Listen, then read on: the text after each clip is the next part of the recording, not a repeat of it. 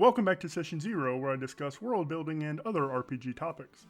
My name is Brian, and in today's video, I'm going to do some prep for the Dragon of Icespire Peak found in the D&D Essentials kit. If you want to see how I prep this for a new D&D player, please stick around.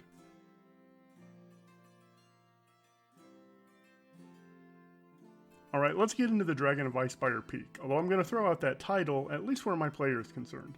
I'm doing this because she likes a mystery, and this will allow her to discover the real threat, Cryovane the White Dragon, through play. So we're not playing the Dragon of Icespire Peak, we're just playing D&D. In this video, I'm only concerned with prepping the town of Phandalin and its inhabitants.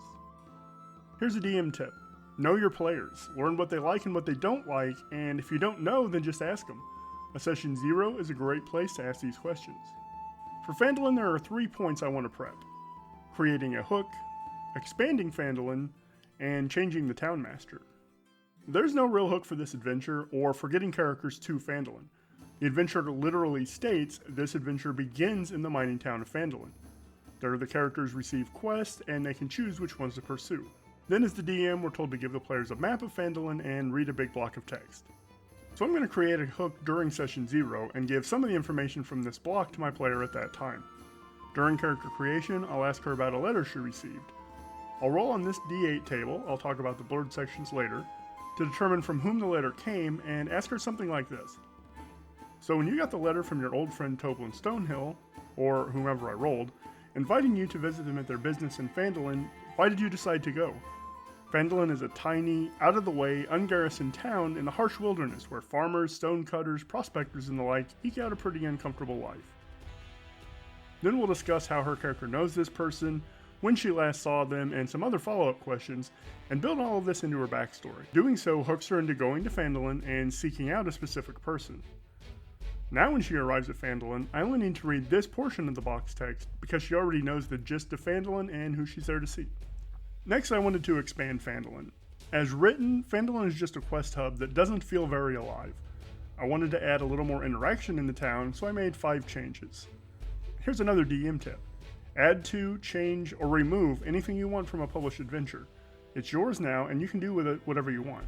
I added Phandalin locations from the Lost Mine of Foundelver adventure, mainly because there's a sidekick who's drunk, Pickled Pete, and there's no tavern on the map. But then I ended up adding the other locations as well.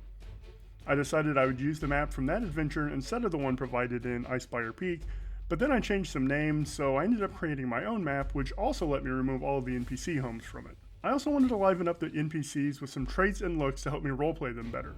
Another DM tip, these NPC photos help me describe these characters, but I can also show them to my player so she can instantly visualize them. I've also placed the sidekicks in certain locations around the map.